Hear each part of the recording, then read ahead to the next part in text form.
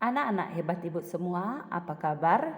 Ibu harap kalian masih tetap semangat untuk mengikuti pembelajaran pada pagi hari ini. Kembali lagi saya Ibu F. Tarihoran akan menyampaikan materi yaitu bidang studi bahasa Indonesia.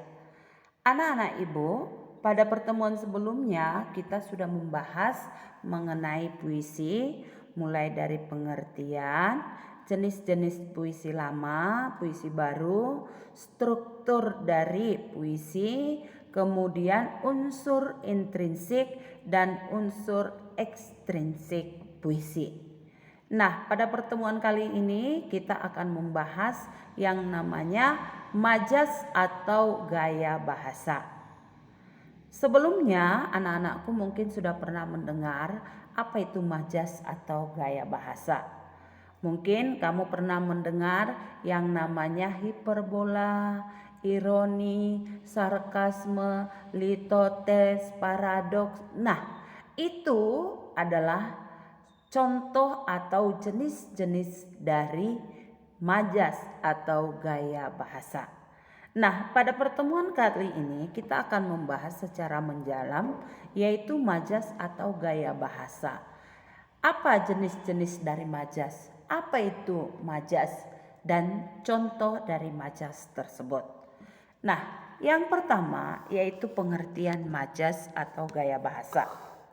Gaya bahasa adalah cara mengungkapkan pikiran dan perasaan melalui bahasa yang khas yang memperlihatkan jiwa dan kepribadian penulis. Sedangkan jenis-jenis dari majas itu dibagi atas 4 bagian besar. Yang pertama ada majas perbandingan, yang kedua majas pertentangan, yang ketiga majas sindiran, dan yang keempat adalah majas penegasan. Adapun jenis-jenis dari majas perbandingan itu yang pertama adalah majas personifikasi. Anak-anakku mungkin sudah pernah atau sudah sering mendengar yang namanya majas personifikasi. Majas personifikasi adalah majas yang menggunakan gaya bahasa yang ungkapannya seakan-akan menggantikan fungsi benda mati yang dapat bersikap seperti manusia. Contoh, pensil itu menari-nari di atas kertas untuk menghasilkan gambar yang begitu indah. Menari-nari itu hanya bisa dilakukan manusia, tetapi di sini dibuat itu bersikap, pensil bersikap seperti manusia, itulah yang dikatakan dengan majas personifikasi. Nah, majas perbandingan yang kedua yaitu adalah majas metafora. Majas metafora adalah suatu majas yang menggunakan sebuah objek yang bersifat sama dengan pesan yang ingin disampaikan melalui suatu ungkapan. Jadi satu objek dibandingkan dengan objek lain yang serupa sifatnya tetapi bukan manusia. Contohnya, Lili adalah anak emas di keluarga besar Pak Badar. Majas perbandingan yang ketiga adalah majas asosiasi. Majas asosiasi adalah majas yang menggunakan ungkapan dengan membandingkan dua objek berbeda namun dianggap sama, yang dilakukan dengan pemberian kata sambung bagaikan bak atau seperti. Jadi salah satu ciri dari majas asosiasi menggunakan kata sambung. Kata sambung yaitu bagaikan, bak atau seperti. Nah, berikut adalah contohnya. Meskipun bukan saudara kembar, tapi kakak beradik itu bak pinang dibelah dua. Ada di situ kata sambung bak. Itu adalah salah satu ciri dari majas asosiasi. Yang keempat adalah majas hiperbola. Mungkin anak-anakku sering mendengar hiperbola, hiper itu berlebih-lebihan. Berarti majas hiperbola adalah majas yang mengungkapkan sesuatu dengan kesan yang berlebihan dan bahkan membandingkan sesuatu dengan cara yang hampir tidak masuk akal.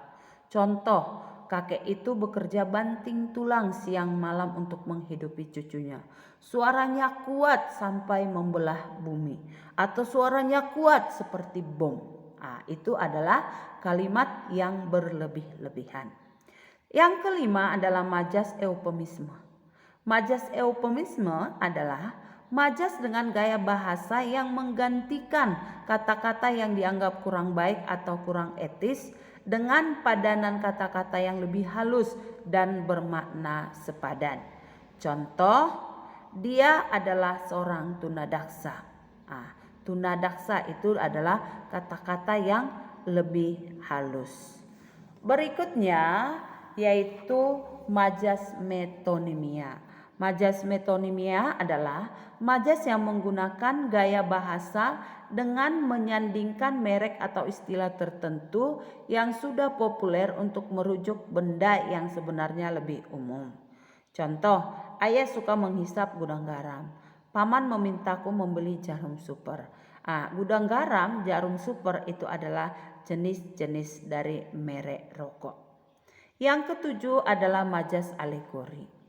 Majas alegori adalah majas dengan gaya bahasa yang menyandingkan suatu objek dengan kata-kata kiasan bermakna konotasi atau ungkapan. Contoh, Ani sedang mencari pelabuhan cintanya dan pada Adilah ia berlabuh. Itulah jenis-jenis dari majas perbandingan. Nah, bagian yang kedua yaitu majas pertentangan. Adapun jenis majas pertentangan yang pertama adalah majas litotes. Majas litotes adalah majas yang berkebalikan dengan majas hiperbola. Kalau hiperbola berarti melebih-lebihkan.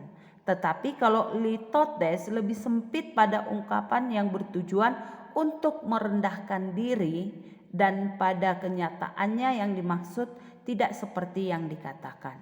Contoh, jika ada waktu, sudilah kiranya mampir ke gubuk kami. Jadi litotes kebalikan dari majas hiperbola. Yang kedua, majas paradoks. Majas paradoks adalah majas dengan ungkapan membandingkan situasi asli atau fakta dengan situasi kebalikannya. Contoh, dia merasa lapar padahal tinggal di pusat kuliner. Dia tersenyum meskipun hatinya sedih karena ditinggal sang kekasih. Dia kesepian di kota Jakarta ini. Itu merupakan ungkapan membandingkan situasi asli dengan situasi yang berkebalikan.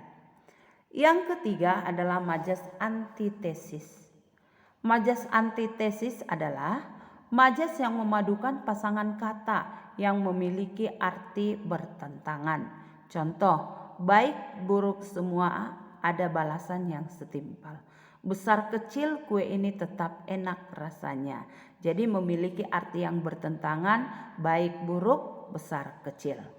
Yang keempat adalah majas kontradiksi interminis. Adalah gaya bahasa dengan ungkapan menyangkal ujaran yang telah dipaparkan sebelumnya dan biasanya diikuti konjungsi seperti kata kecuali atau hanya saja. Contohnya, kota-kota besar ini semakin mewah, kecuali kota-kota pinggiran yang semakin tersisih. Nah, berikut adalah majas sindiran. Adapun jenis dari majas sindiran yaitu ironi.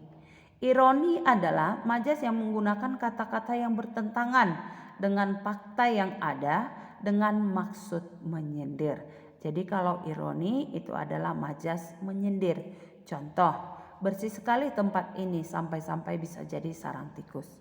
Wangi sekali bajumu sampai banyak lalat yang menggerumuti. Cantik kali tulisanmu seperti cakar ayam. Itu adalah menyindir. Sedangkan yang kedua adalah majas sarkasme. Majas sarkasme yaitu majas yang menyampaikan sindiran secara langsung dan sifatnya kasar. Kalau tadi menyindir secara halus, ironi, sedangkan sarkasme itu menyindir secara kasar. Contoh, dia hanyalah sampah masyarakat yang tak berguna. Dia itu sangat dungu dan tidak tahu apa-apa. Sampah masyarakat, sangat dungu itu adalah sindiran yang sifatnya kasar. Nah, yang ketiga adalah majas sinisme. Majas sinisme ini menggunakan gaya bahasa yang menyampaikan sindiran secara langsung pada hal yang disindir. Sinisme tidak menggunakan ungkapan untuk memperluas sindiran, tetapi ironi. Namun sindiran juga tidak disampaikan secara kasar. Contoh, kotor sekali kamarmu sampai debu-debu bertebaran di mana-mana. Apek sekali bantal ini seperti tidak pernah dicuci, yaitu menyampaikan sindiran secara langsung. Nah, yang terakhir adalah majas penegasan. Adapun jenis majas penegasan yang pertama, majas pleonasme.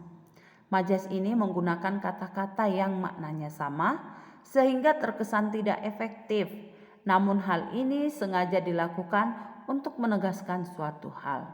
Contoh, kita harus maju ke depan agar bisa menjelaskan pada teman sekelas. Keterangan maju pasti itu ke depan. Tidak ada yang namanya maju itu ke belakang. Nah, itu yang dikatakan terkesan tidak efektif. Yang kedua adalah majas repetisi, yaitu gaya bahasa yang dilakukan dengan mengulang kata-kata yang ada di dalam sebuah kalimat. Contoh, dia adalah pelakunya, dia si pencuri itu, dialah yang mengambil jam tangan milik saya. Jadi kata dia disampaikan secara berulang-ulang. Itulah yang dikatakan dengan repetisi. Nah, yang terakhir yaitu majas paralelisme, yaitu gaya bahasa paralelisme biasanya terdapat dalam puisi yang dilakukan dengan mengulang-ulang sebuah kata di dalam berbagai definisi berbeda. Contoh, cinta itu sabar, cinta itu lemah lembut, cinta itu memaafkan. Nah, ada di sini pengulangan kata cinta dengan definisi atau pengertian yang berbeda-beda. Nah, itulah jenis-jenis dari majas atau gaya bahasa.